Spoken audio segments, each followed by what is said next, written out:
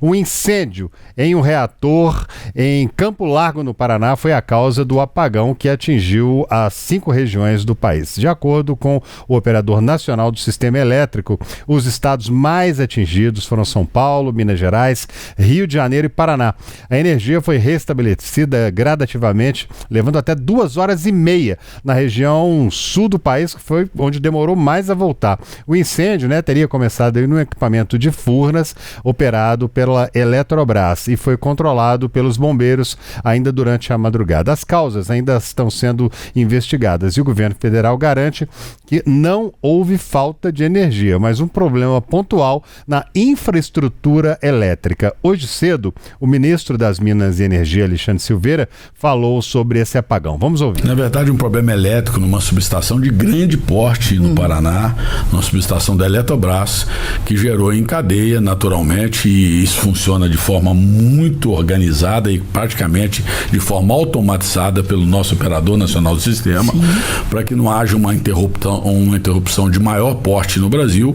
O sistema, perdendo uma subestação desse volume de energia, 500 kV, ele corta programadamente um percentual em cada estado mais próximo, em alguns estados onde é necessário se fazer uma reprogramação da carga. E assim foi feito. Nós imediatamente fomos acionados. Eu tenho por determinação desde o princípio do governo, quando aconteceu o primeiro evento desse, hoje é o segundo durante esses 3 anos, nós acionamos um grupo, que é o Grupo Especial de Resposta Rápida.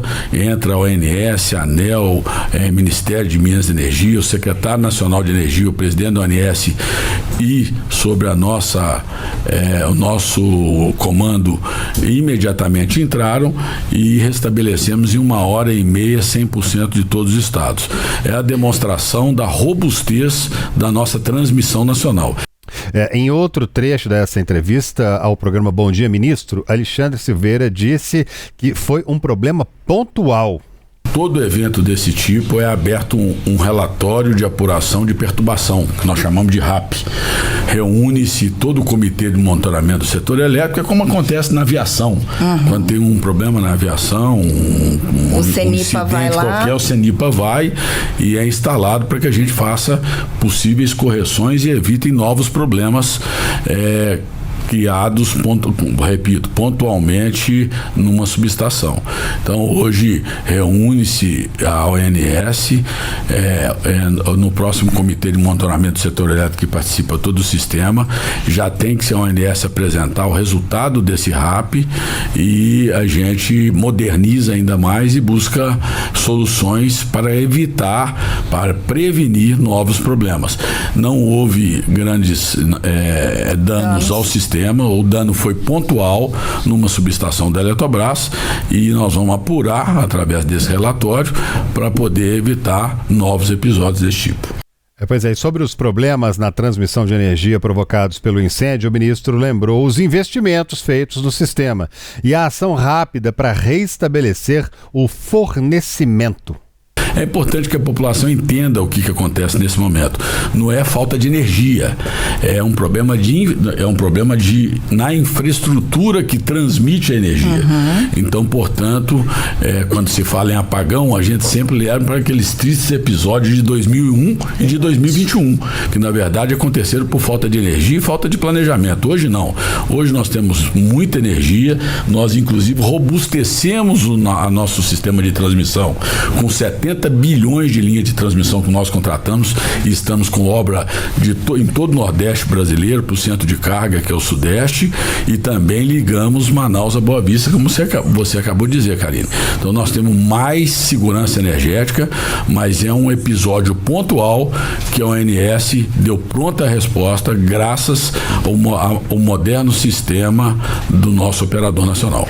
Voltar a falar com a Luciane Landim aqui. Ô Lu, a informação que a gente tem é de que o fornecimento foi sendo restabelecido, desde a madrugada e também ao longo do dia de hoje. E o Ministério das Minas e Energia divulgou, inclusive, uma nota para levar mais explicações sobre o que foi que aconteceu. O que o Ministério falou aí hoje à tarde sobre esse problema, hein, Lu? Foi uma nota divulgada ali no meio da tarde, André, pouco antes das 4 horas da tarde, reforçando justamente que não houve falta de energia, que esse problema não foi por falta de energia, mas sim por esse incêndio pontual. Foi uma preocupação muito grande do ministro Alexandre Silveira ao longo de todo o dia, né, de deixar isso claro, de passar essa mensagem. Essa nota, então, do Ministério de Minas e Energia diz que o restabelecimento de energia elétrica foi feito de maneira célere na madrugada ainda desta terça-feira. Silveira disse que o sistema elétrico respondeu corretamente dentro dos protocolos previstos e que as interrupções foram rapidamente sanadas por conta aí de melhorias que ele apontou que foram adotadas em 2023 e que mostraram resultado. A nota fala ainda que a recomposição das cargas foi conduzida de forma controlada desde os primeiros minutos que o problema foi registrado e que em menos de 1 hora o fornecimento nas regiões Norte, Nordeste, Sudeste e Centro-Oeste foi integralmente restabelecido, alcançando então mais de 90% do sistema. A região Sul, onde se originou a interrupção de energia, teve uma normalização total ali por volta de 2 horas da madrugada, um tempo inferior ao registrado em eventos semelhantes anteriores, de acordo com a pasta. Ainda de acordo com o comunicado, durante a reunião com o Operador Nacional do Sistema Elétrico, foi apresentada a análise inicial das causas do evento, desse acidente, né, desse incidente, que vai servir de base para a elaboração do relatório de análise de perturbação, que é um documento técnico que identifica justamente as causas, os pontos de melhoria e as ações necessárias das empresas do setor para evitar novas ocorrências. Esse relatório, a previsão é que ele seja concluído em 1 mês. E esse comunicado, então, por fim, do Ministério destaca justamente esse assunto que a gente falou aqui agora há pouco, que de forma preliminar houve a conclusão de que o evento não ocorreu por falta de energia elétrica, mas sim em razão de uma falha técnica pontual em um equipamento de uma subestação, havendo abundância de geração energética no período do registro, ou seja, justamente esse incêndio que foi registrado nessa subestação. André, de tarde, então, ali por volta, mais ou menos no mesmo horário que essa nota foi divulgada, o ministro Alexandre Silveira foi ao Palácio do Planalto, se reuniu com o presidente Lula. Foi uma agenda que foi marcada e colocada ali no dia depois dessa situação, desse apagão. Não foi uma agenda prevista ontem à noite, por exemplo, quando os compromissos do presidente da República são fechados. Então foi justamente por conta dessa situação, né? Depois da reunião, a gente não teve uma manifestação do Palácio do Planalto. O ministro de Minas e Energia também não conversou com a imprensa, mas a gente destaca, claro, que houve esse comunicado por nota oficial do Ministério de Minas e Energia. Amanhã de manhã, Alexandre Silveira vai à Câmara dos Deputados. O ministro foi convocado pela Comissão de Relações Exteriores da Câmara para falar sobre outros assuntos, mas, obviamente, ele vai ser questionado por parlamentares sobre esse apagão e a gente deve ter, claro, novas manifestações do governo na figura do ministro de Minas e Energia sobre esse apagão que a gente teve, então, na madrugada de hoje, André. Pois é, então deixa eu convidar aqui para entrar na nossa sala de conversa aqui o presidente da Associação Brasileira das Empresas de Serviços de Conservação de Energia, Bruno Herbert. Presidente, o que esse incêndio na subestação de Bateias nos revela sobre a vulnerabilidade do sistema elétrico brasileiro? Em boa noite, essa foi a primeira pergunta que me veio à cabeça. Falou assim, olha, acabou ali, teve um incêndio pontual, de repente boa parte do país fica sem energia elétrica. O que revela esse estalo que deu e esse corte de energia que a gente teve? Bom, antes de tudo, boa noite, né, todos que estão nos assistindo aqui. Obviamente a gente viu, pegou todo mundo aí de madrugada, né, os operadores do Sistema Nacional, a partir de meia-noite, começaram a atuar rapidamente para restabelecer, né, a transmissão de energia, mas para a gente entender um pouco, foi falado já sobre a origem do problema, mas a gente precisa entender como é que funciona o sistema elétrico brasileiro, né? Então, existe a interligação das regionais, né? Então, todas essas regiões do país, no caso a Sudeste, Centro-Oeste, a Nordeste, a Norte e a Sul, né, essas regiões elas são interligadas pelas linhas de transmissões e, obviamente, você precisa das subestações para fazer a elevação da tensão ou rebaixamento da tensão para que essa energia seja usada nas cidades. Então a gente pode entender essas linhas de transmissões como grandes vias, né, onde é transportada por todo o país. Quando existe uma interrupção repentina em uma das partes do sistema, existe todo um esquema de proteção, que no caso é o ERAC, que é o Esquema Regional de Alívio de Carga. Ele entrou em ação e, obviamente, foi desconectando algumas regiões ou diminuindo a carga. Essa carga que a gente perdeu repentinamente foi em torno de 10 mil megawatts, é muita energia, né? A gente pode dizer aí que é em torno de 10% do que seria a energia do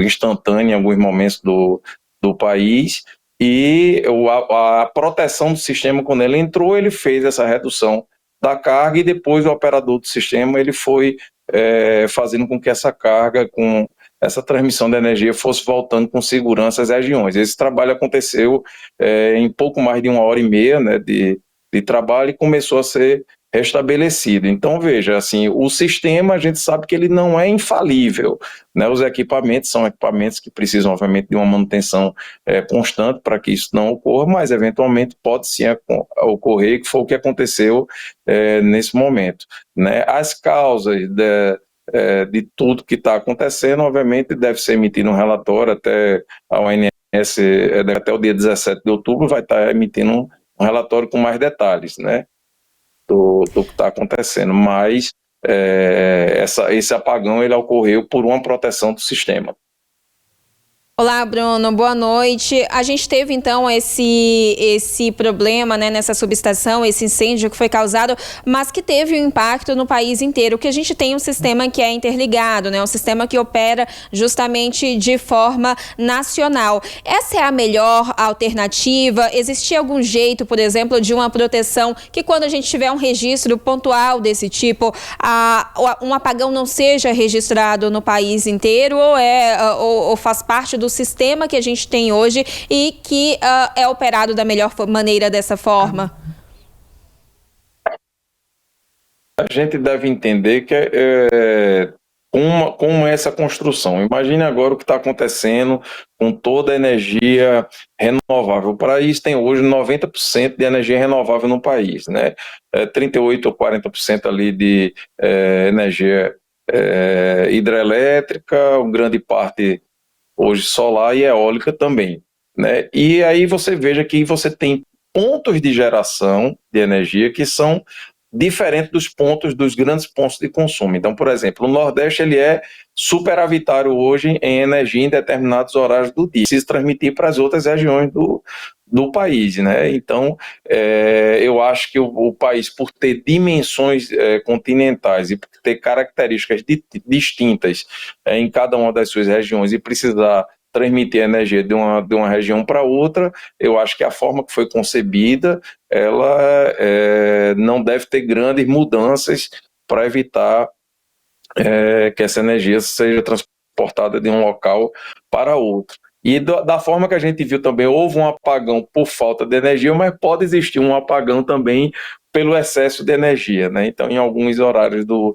gerador nacional, está se utilizando de um termo que tem sido muito falado ultimamente, que é o curtailment, né, que é exatamente quando ele pega uma geração, por exemplo, no caso da região Nordeste, que está gerando um dia num determinado horário, né, devido às plantas de energia solar, e ele vai e faz a redução daquela geração para que não tenha uma sobrecarga de geração de energia, não havendo consumo naquele mesmo momento. Então, realmente existe essa complexidade, né? E eu acho que o Brasil tem sim,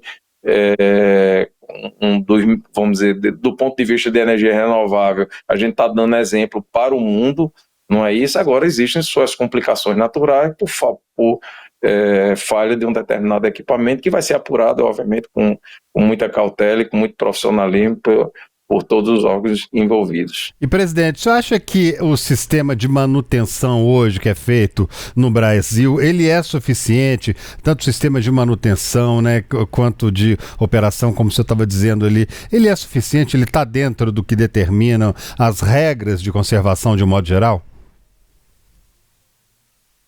O que a gente tem vago, você deu um gancho aí interessante que a gente fala da questão da conservação da energia, né? O país, nos últimos 20 anos, por exemplo, quando ele fala, existe um índice que é divulgado pela EPE, se chama ODEX, que ele mede a eficiência energética, né, o avanço da eficiência energética ao longo dos anos. Então, nos últimos 20 anos, a gente houve uma redução ou uma melhora, vamos dizer, em 18%, no caso da energia que é consumida nas residências. Na indústria, esse índice só avançou 4%. Então, a gente sabe que se não houver um investimento maciço ou políticas públicas maciças, no sentido de você ter um uso mais eficiente da energia, a nossa necessidade de geração vai sempre aumentar. Aumentando a necessidade de geração, você tem que ter investimento aonde? Na transmissão e depois, posteriormente, na distribuição, que é quando chega realmente na nossa residência, né? Então, a transmissão em longas distâncias e depois a distribuição dentro dos centros urbanos. Então, é sim necessário que se faça boas políticas públicas e investimentos em eficiência energética para que a gente diminua a nossa necessidade de geração e diminua, obviamente, a complexidade do sistema elétrico brasileiro, né? Então, a gente só gerar energia quando a gente está desperdiçando a mesma não é a forma mais inteligente de se ter estabilidade no sistema, porque a gente vai estar sempre agregando novos atores, vamos dizer assim, no sistema elétrico brasileiro, né? E do ponto de vista das subestações, né, que nesse caso aí foi uma subestação da Eletrobras, existe sim um plano de manutenção que isso deve estar sendo seguido à risca, mas, volto a dizer, a gente também depende dos equipamentos, né? E esses equipamentos, em algum momento, podem vir a ter falhas inesperadas, né? Agora, a gente lembrando que nas últimas décadas a gente conta, né, vamos dizer assim, de uma forma de um linguajar mais coloquial, na palma da mão, às vezes em que isso aconteceu, um apagão em todas as regiões do país.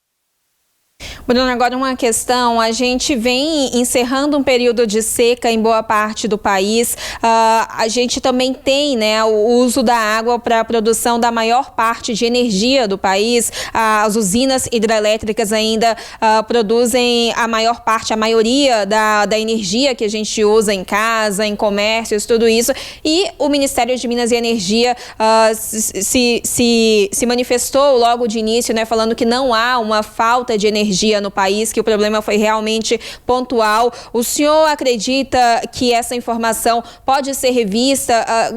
Quando a gente pega, inclusive, essa manifestação de que essa avaliação foi feita de forma preliminar, que o relatório ainda vai demorar cerca de um mês para ficar pronto, mas o senhor acredita que essa informação é segura, que a gente tem um sistema, uma reserva de energia segura no país, que realmente não há essa falta de energia diante desse cenário, né, que eu acabei de falar, a gente vem encerrando um período realmente de seca em boa parte do país? Obviamente a gente sabe que nesses períodos de estiagem, como já aconteceu em anos passados, vamos dizer assim, a gente, né, tem aquela questão da modalidade tarifária, né, que você passa, né, da verde para depois chegando até a vermelho, no sentido da gente diminuir o nosso consumo. Mas o que está acontecendo no Brasil nos últimos anos é que a geração distribuída e a energia eólica, ela avançou muito mais do que o esperado, avançou rapidamente, né? E a gente chegou aí numa situação de realmente ter excesso de energia dentro do país, que também pode ser considerado um problema, que é aquilo que eu falei um pouquinho antes, que agora a gente está com aquele problema que você tem que reduzir a produção nesses parques eólicos, nesses parques, vamos dizer assim, de geração centralizada, né, que é o que está que é regulado pela ONS, mas tem também a geração distribuída que está nos telhados, é a geração de telhado. Então essa energia ela avançou muito nos últimos anos, fazendo com que hoje o Brasil seja, sim, superavitário em energia. Então esse problema do que aconteceu, ele é totalmente distinto da falta de energia, tá? Foi realmente um problema, nenhum equipamento. O problema que está sendo tratado hoje, as discussões hoje dentro do sistema elétrico brasileiro é como tratar o excesso de energia que está sendo gerado né, tanto pela geração distribuída como pelas eólicas.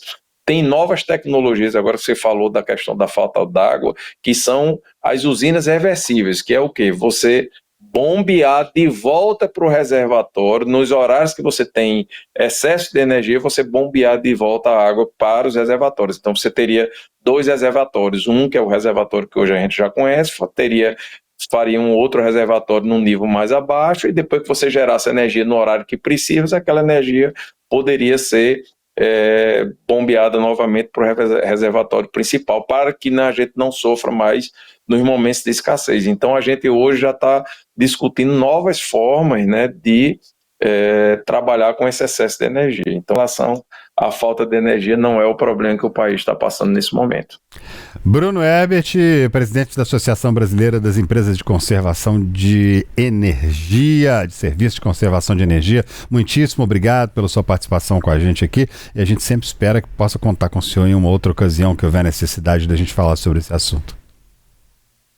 Perfeito, estamos sempre à disposição da população brasileira, e é um prazer poder explicar um pouco de como funciona, né, todo o sistema elétrico brasileiro, de quão importante, né, a gente ter um sistema estável, quão importante é a gente ter também os conceitos de eficiência energética sendo utilizados no dia a dia na nossa casa, para que o país tenha cada vez um crescimento sustentável na geração da sua energia, transmissão e distribuição.